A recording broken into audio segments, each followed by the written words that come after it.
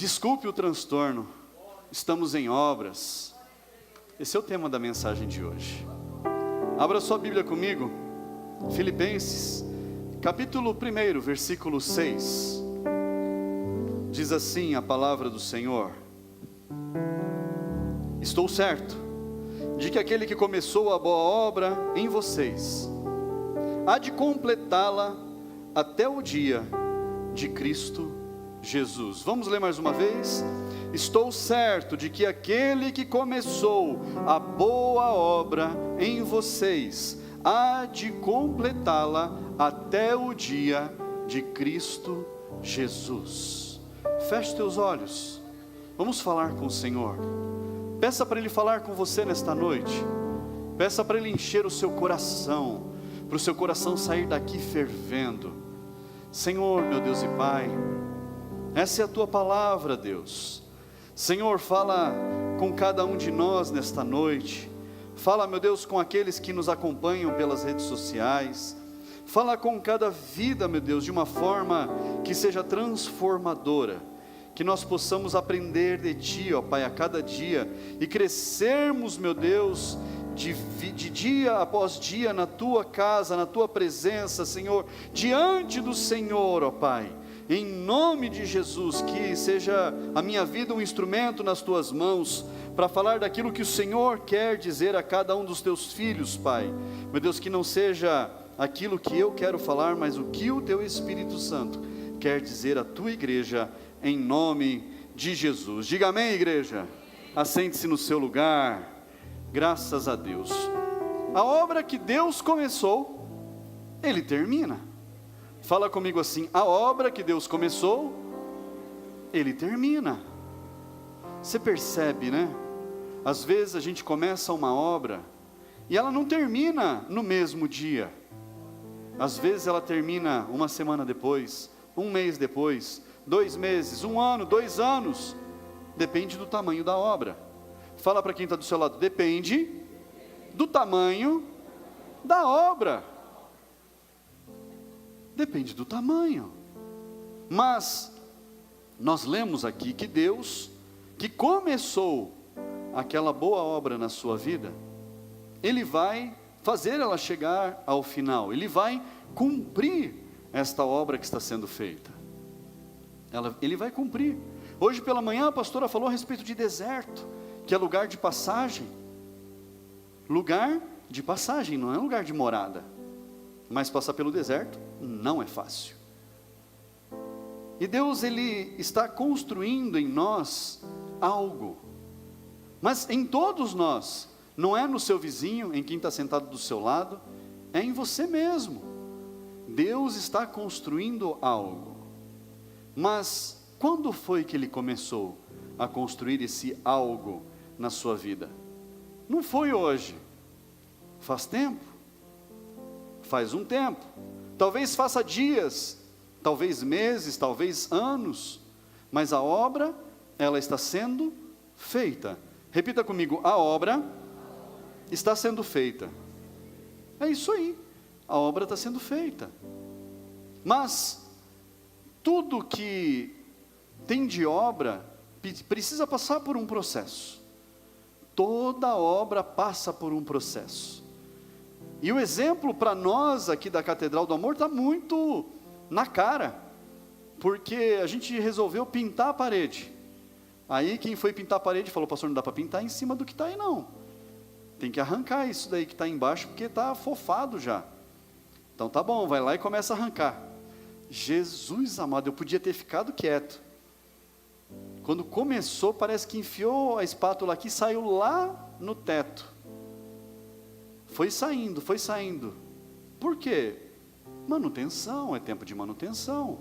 Está tudo normal. O prédio já tem muitos anos. E é normal. E aí, descasca de cá, descasca de lá. Daqui a pouco acha mais um ponto fofo, aí arranca o reboco.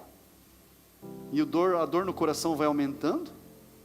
Pensa, irmãos. Mas é uma obra, ela está sendo feita.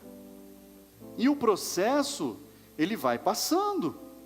E já faz mais de, acho que uns 4 meses que a gente está nessa. Carlinhos para pera? 4, 5 meses, não é? E vai, e descasca aqui, acha mais um negócio, e mexe ali, e passa massa. Pastor, precisa comprar mais barrica de massa, e compra a barrica de massa. E vai, e alisa, e depois faz textura. E um trabalho, é um processo. E nós precisamos entender esse processo. Há pessoas que durante o processo, elas ficam reclamando. Elas reclamam. Abre a sua Bíblia lá em 1 Coríntios, capítulo 10, para você entender algumas das reclamações que o povo de Deus fazia.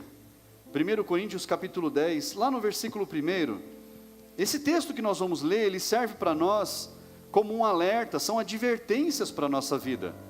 Abra aí e acompanhe comigo. Ora, irmãos, não quero que vocês ignorem os nossos pais, o que os nossos pais estiveram todos sob as nuvens, e todos passaram pelo mar, e todos em Moisés foram batizados, tanto na nuvem como no mar.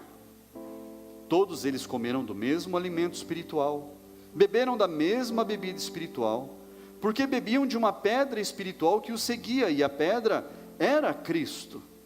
Mas Deus não se agradou da maioria deles, razão pela qual ficaram prostrados no deserto. Ora, estas coisas se tornaram exemplos para nós, a fim de que não cobicemos as coisas más, como eles cobiçaram. Olha só, o que está sendo falado aqui? A respeito do povo que passou pelo deserto, o povo que havia saído do Egito.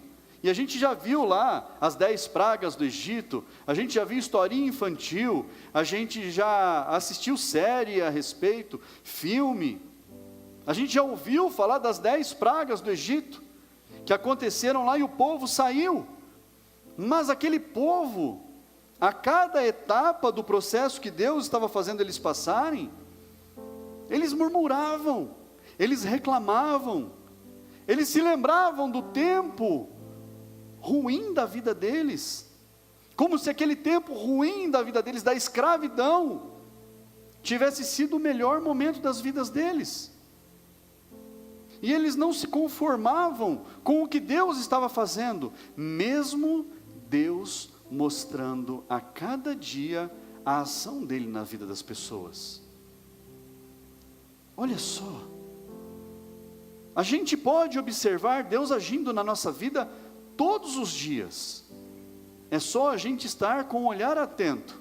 Nós vamos ver Deus nos livrando de acidentes, nós vamos perceber Deus abrindo portas, nós vamos enxergar as coisas se movimentando, sem às vezes a gente se matar para poder conquistar algo. Deus coloca na nossa frente, Deus nos dá, Deus entrega.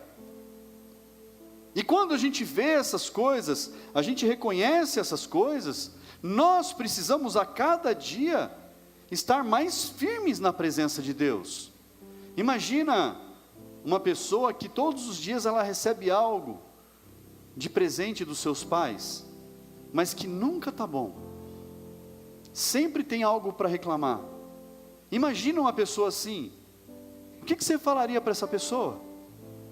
Pensa aí numa família abastada, que dá todo dia alguma coisa para os seus filhos, e não estou falando de comida na mesa, não estou falando dessas coisas, estou falando de presentes, coisas que a gente não espera, e mesmo assim, esse filho ou esses filhos reclamam daquilo que recebem, nunca está bom.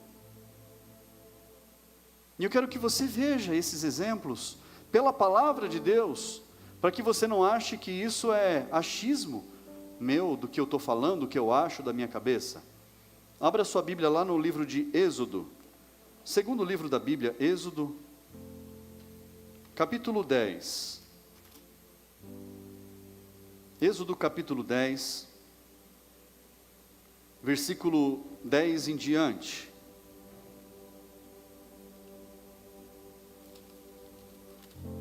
Versículo 10 em diante. Então Faraó disse: que o Senhor esteja de fato com vocês, se eu permitir que vocês saiam e levem junto as crianças. Vejam, vocês têm más intenções, mas não é assim que vai ser. Vão somente vocês, os homens, e adorem ao Senhor. E os expulsaram da presença de Faraó. Então o Senhor disse a Moisés: estenda a mão sobre a terra do Egito, para que venham gafanhotos sobre a terra do Egito e comam toda a vegetação. E aqui as pragas estavam andando, as pragas estavam seguindo em frente. O mal estava vindo sobre a terra do Egito, para que o Faraó libertasse o povo. Deus estava pesando ali sobre Faraó, para que Faraó cedesse, para que Faraó entendesse quem era Deus de verdade, quem era o Senhor.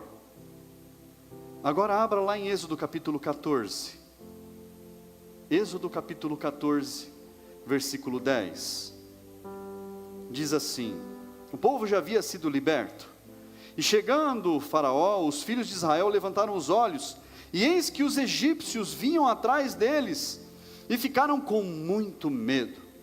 Então os filhos de Israel clamaram ao Senhor, disseram a Moisés: será que foi por não haver sepulturas no Egito, que você nos tirou de lá, para que morramos neste deserto? O que foi que você fez conosco, tirando-nos do Egito? Não foi por isso que dissemos a você no Egito: deixe-nos em paz, para que sirvamos os egípcios? Pois teria sido melhor para nós servir os egípcios do que morrer no deserto.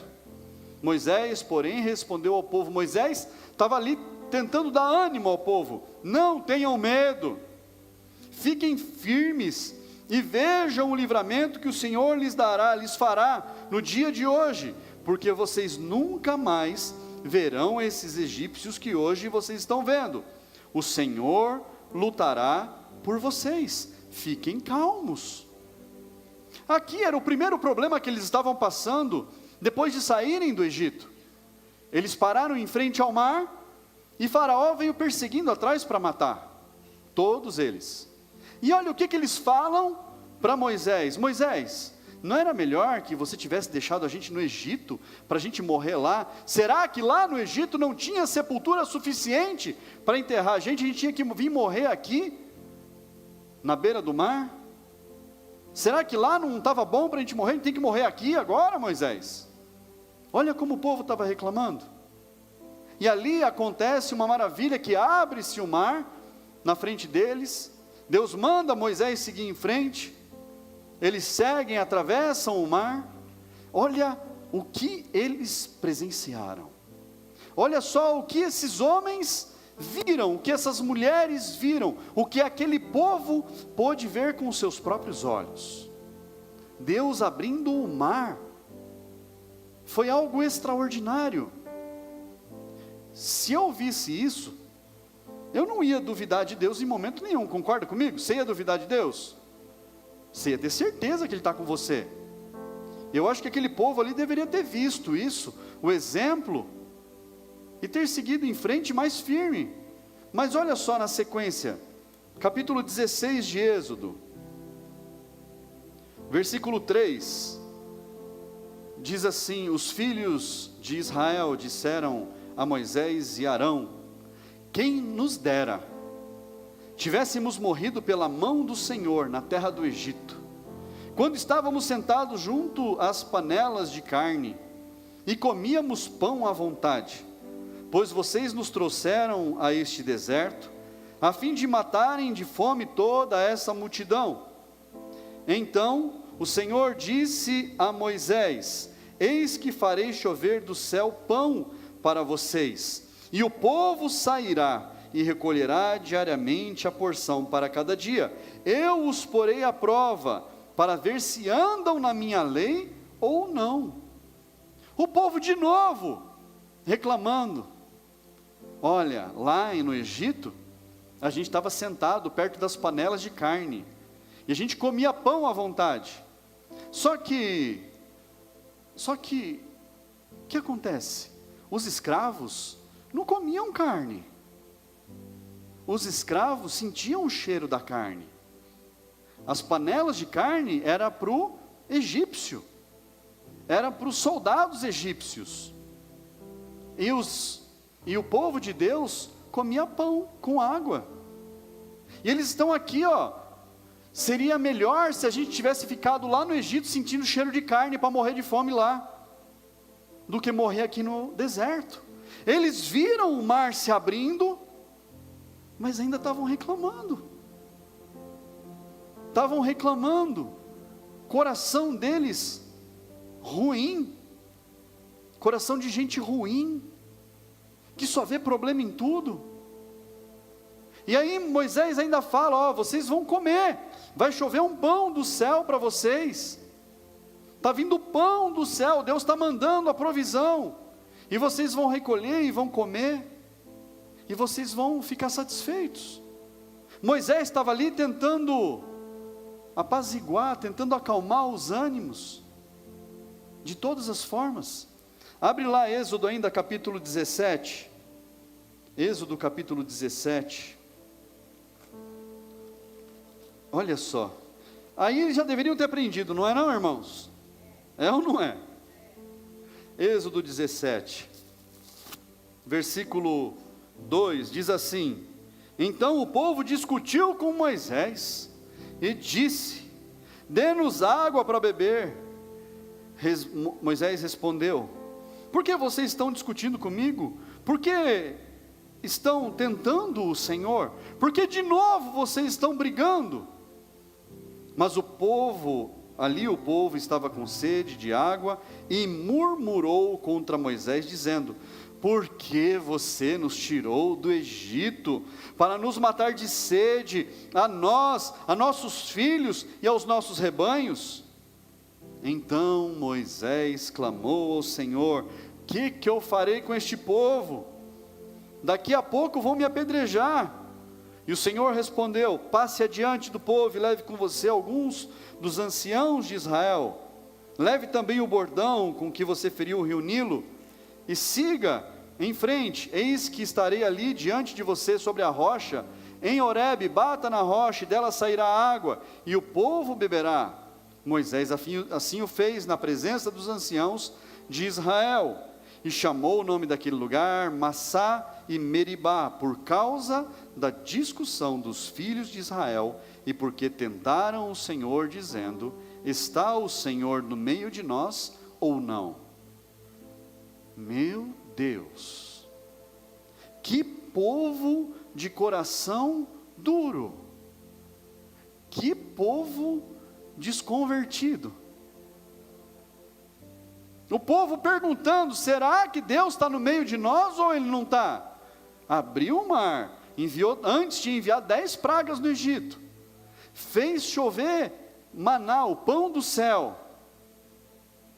Mas só que não termina aqui, irmãos. Tem um monte de reclamações no mesmo nível, sempre eles se lembrando do passado infernal que eles tiveram, sempre eles recordando daquele passado como se tivesse sido algo bom na vida deles. Naquele passado era açoite nas costas, era só chicotada nas costas, e eles se lembrando daquele passado com saudade. Lá era melhor. Por que Deus tirou a gente de lá? Por que não deixou a gente lá para morrer lá? A cada vez que eles sentiam uma necessidade, eles começavam a murmurar, a falar contra Deus, reclamando em todo tempo. Você já viu gente que reclama em todo momento? Já viu isso, não? É terrível. É terrível uma pessoa que reclama a todo momento. Faz mal.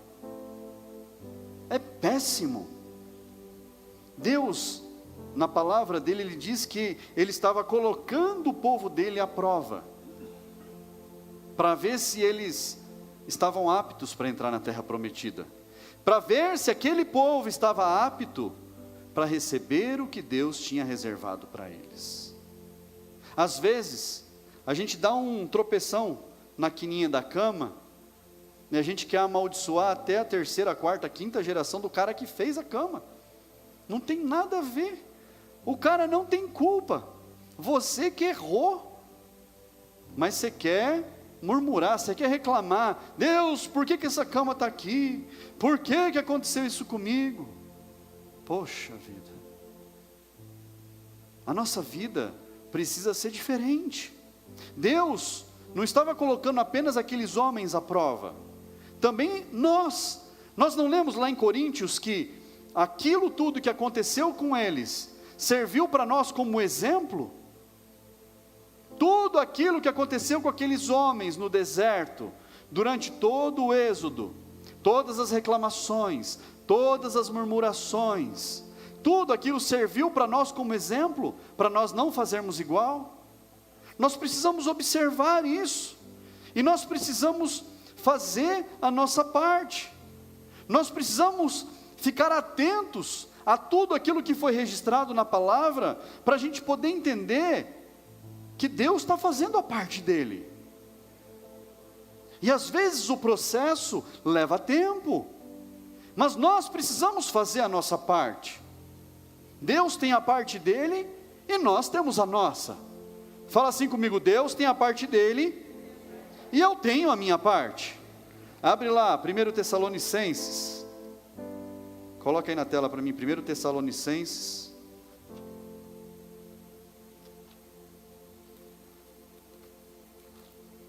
Capítulo 5, versículo 22 em diante.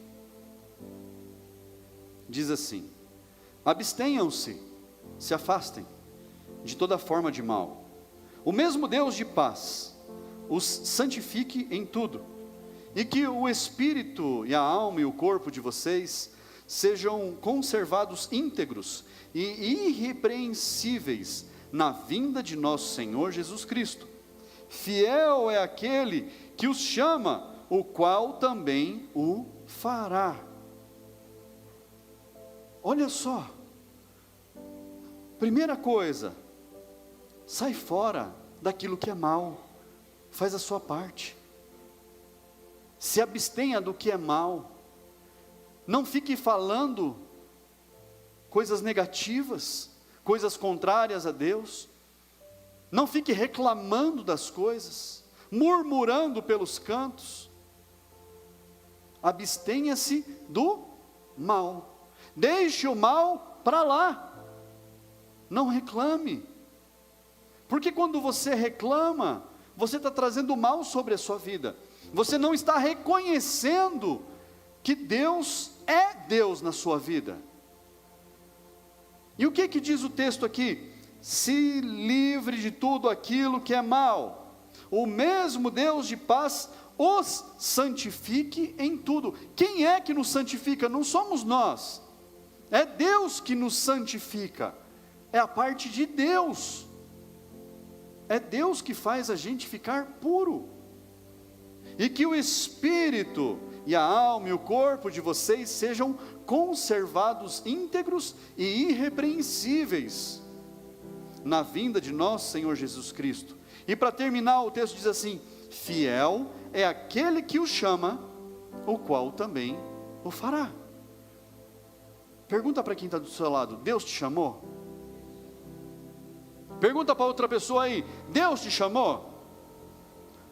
Ô pastor, não faço nada na igreja, sou novo aqui, ou não tenho nenhum cargo. Não é disso que está sendo falado. O chamado de Deus é para você reconhecer Ele, para você viver no caminho dEle. Esse é o chamado de Deus. Se foi Deus que te chamou, Ele fará a obra. Se o Senhor te atraiu, é porque Ele tem um plano. Se o Senhor te chamou, é porque Ele quer fazer algo. Mas fugir do mal é uma atitude sua. Fala para quem está do seu lado: fugir do mal é uma atitude sua. Deus que te chamou, Ele cumprirá na tua vida o propósito dEle.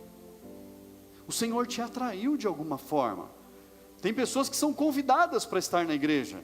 Tem pessoas que o Espírito Santo toca na vida delas e elas sentem a necessidade de estar na casa de Deus. Não importa a forma, não importa como aconteceu de você estar aqui, Foi o Senhor que te chamou. E você precisa confiar que Deus fará a obra na sua vida. Você precisa confiar.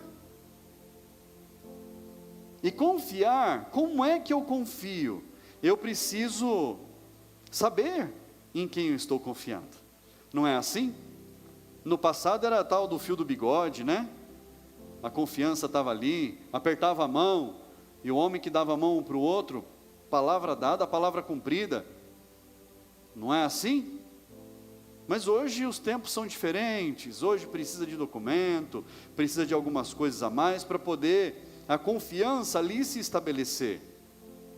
Mas para a gente confiar precisa ter um nível maior de conhecimento, de entendimento, de relacionamento. Então, se eu vou confiar em Jesus, eu vou confiar no Senhor, eu preciso conhecer em quem eu estou confiando. Porque se eu não conheço, eu não confio. Fala para quem está do seu lado, em quem eu não conheço, eu não confio. Olha só, e lá em 1 Coríntios, volte lá em 1 Coríntios capítulo 10, no versículo 7, a gente segue com algumas advertências que Deus fez ali, e diz assim: não sejam idólatras como alguns deles foram, conforme está escrito, o povo assentou-se para comer e beber, levantou-se para se divertir, e não pratiquemos imoralidade como alguns deles o fizeram e caíram mortos num só dia 23.000. Não ponhamos Cristo à prova como alguns deles fizeram e foram mortos pelas serpentes. Não fiquem murmurando como alguns deles murmuraram e foram destruídos pelo exterminador.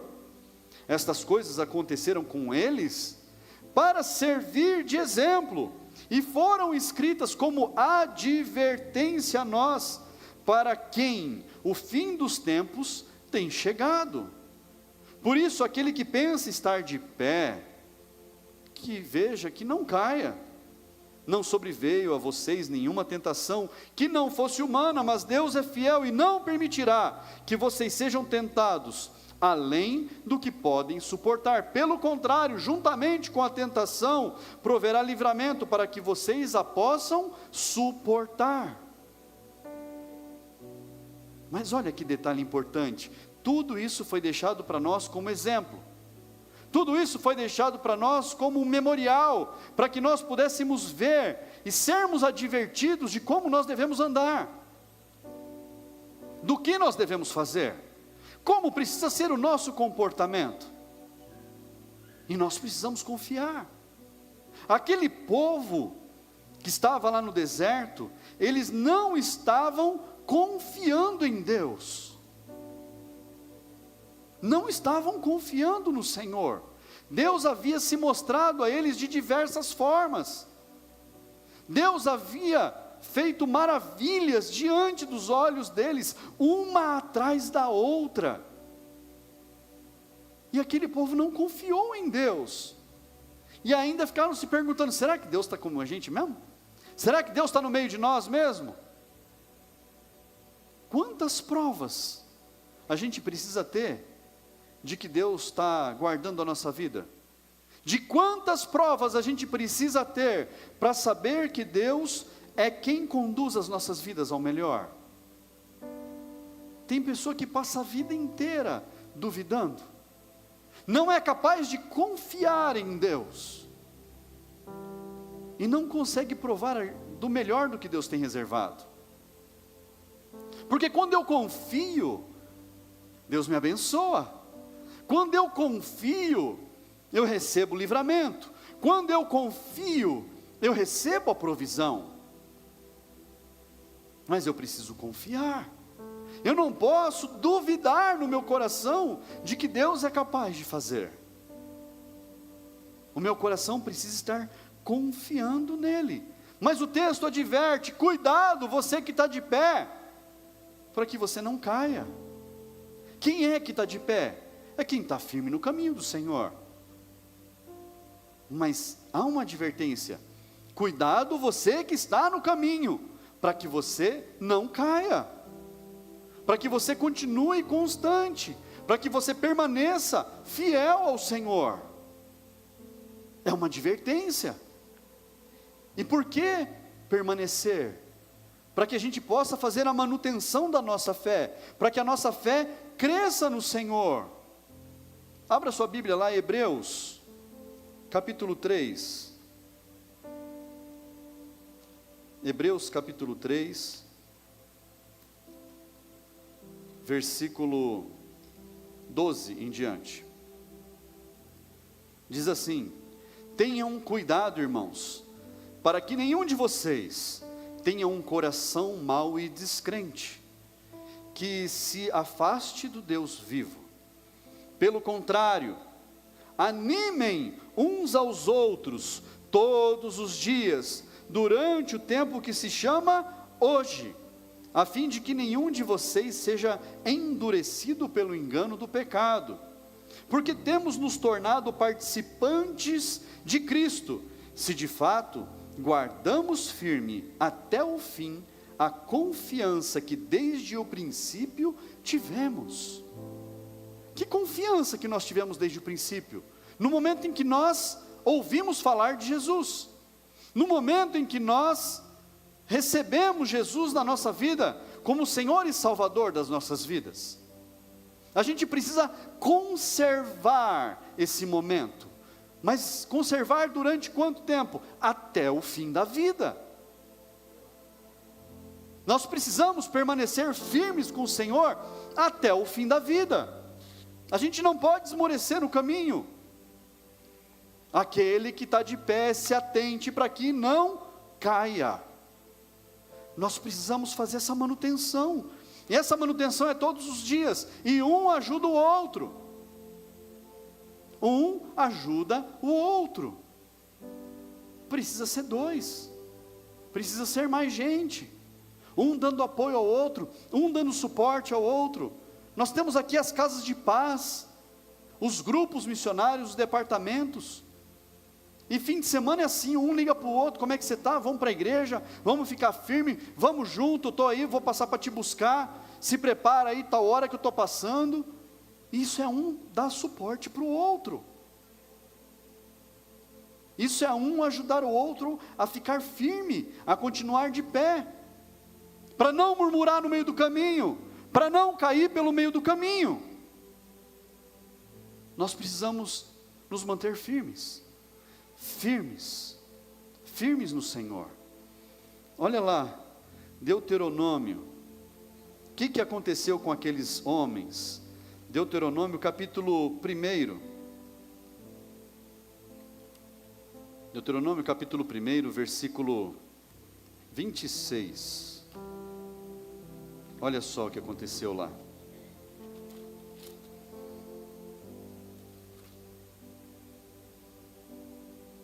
Porém vocês não quiseram ir, mas foram rebeldes à ordem do Senhor seu Deus. Ficaram murmurando em suas tendas e disseram: o Senhor está com ódio de nós, e por isso nos tirou da terra do Egito. Que povo duro! O Senhor está com ódio de nós, por isso tirou a gente da escravidão. Eu não vou chamar do nome que eu quero chamar. Para nos entregar nas mãos dos amorreus e nos destruir. Para onde iremos? Nossos irmãos nos deixaram com medo, dizendo: aquele povo da terra onde a gente vai lá é maior e mais alto do que nós. As cidades são grandes e fortificadas até o céu. Também vimos ali os filhos dos Anaquins. Então eu lhes disse: não fiquem apavorados. Olha Moisés de novo aqui. Que homem paciente. Moisés de novo: não fiquem apavorados, nem tenham medo deles. O Senhor, o seu Deus, vai adiante de vocês. Ele lutará por vocês, e segundo tudo o que vocês já viram, que Ele fez conosco no Egito, e também no deserto, onde vocês viram que o Senhor, seu Deus, os levou, como um homem leva o seu filho, por todo o caminho pelo qual vocês andaram até chegar a este lugar. Mas nem assim vocês creram no Senhor seu Deus. Meu Deus, que povo difícil, que povo duro. E a palavra de Deus diz que eles não entraram na terra que havia sido prometida a eles por causa da incredulidade. Por causa da incredulidade, foram rebeldes. Fala comigo assim: incredulidade. Quando eu não creio no Senhor, eu sou um incrédulo.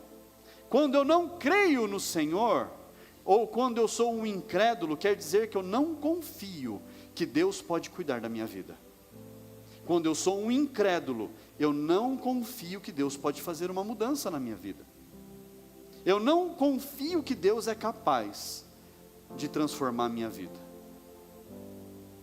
Aquele povo não herdou a terra prometida, porque eles foram incrédulos, incapazes de acreditar que aquele Deus, que estava fazendo tudo aquilo com eles, dando a provisão, abrindo o mar, jogando praga no Egito, fazendo água sair da rocha, e um monte de outras coisas, viram tudo isso, e ainda assim, não acreditaram. Meu Deus do céu, estavam incrédulos, rebeldes. E às vezes, ao invés da gente ter uma pessoa do nosso lado, que nos dá uma palavra de estímulo, que nos ajuda a ficar firmes, às vezes, perto da gente tem uma pessoa que está reclamando. Você está vendo? O pastor passou 3 minutos do horário do culto. Você está vendo? O pastor falou coisa lá que eu não gostei de uma palavra que ele falou. Está vendo? O pastor fica andando para lá e para cá, e a gente parece que está num jogo de tênis, fica olhando para um lado e para o outro, para um lado e para o outro.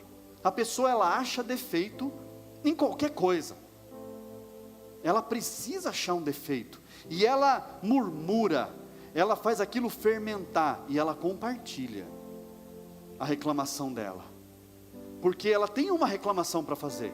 Melhor é a reclamação dela do que o que Deus está fazendo na vida dela.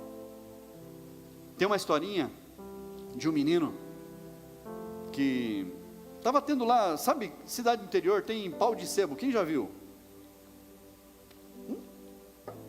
Quem não sabe o que é, levanta a mão. Olha, tudo bem, vou explicar. Tem um negócio chamado quermesse, que acontece na cidade do interior, e na quermesse, às vezes tem um negócio chamado pau de sebo, que é um poste, que é colocado alto, e eles esfregam sebo de boi, sebo, para aquele treco escorregar, e eles põem lá em cima um prêmio bom, às vezes um boi, o boi não fica pendurado lá em cima, gente, eu vou explicar, eu vou chegar lá, eles põem um envelopinho lá em cima, com o prêmio, mas eles divulgam, tem R$1.000 lá em cima, tem R$5.000, tem um boi, tem não sei o que, tem um carro, e o povo vai tentando subir naquele negócio, e eles sobem, pegam a gordura do sebo ali, rola na areia para ver se dá tração, e não consegue. E naquela cidadezinha, tinha um menino, e já tinham tentado o dia inteiro subir, e ninguém conseguia. E quando o menino começou a tentar subir, que viram que ele subiu um pouquinho, começaram a falar: "Ô menino, ninguém conseguiu, desce daí, você não vai conseguir." O menino dava uma escorregadinha, subia mais um pouco, tomava fôlego. Aí o povo falava, juntou mais gente para ver: "Ô menino, desce daí, ninguém conseguiu não, para com isso, para de tentar menino, você vai se machucar." E o menino já estava na metade, e o menino continuou subindo, e todo mundo foi juntando ali, e o povo começou a falar: "Menino, para aí menino, está muito alto, você vai se machucar." Até que o menino chegou no topo, pegou o envelope, desceu escorregando, e aí era um prêmio muito alto que estava lá, um prêmio valioso, que ia mudar a história daquela família, aquele menino bem pobre. E aí foi a TV local lá para entrevistar o menino, a mãe do menino, e estava a mãe do menino lá, e aí falou: "Nossa, o seu filho é um herói, mesmo todo mundo falando que ele não ia conseguir, O menino foi, se empenhou e conseguiu subir, tal. A gente queria falar com o seu filho, para ele poder falar para a gente o que levou ele, o que estimulou ele a conseguir subir. A mãe dele falou: vocês não vão conseguir falar com ele porque ele é surdo. O menino não ouvia as vozes das pessoas que estavam falando as palavras negativas. Na cabeça dele, ele falou: eu vou subir lá e pronto, acabou. Agora, se ele tivesse ouvido aquelas pessoas falando: menino, desce, para, você não vai conseguir, talvez as forças dele não teriam sido suficientes. Talvez ele tivesse descido, mas nem teria começado.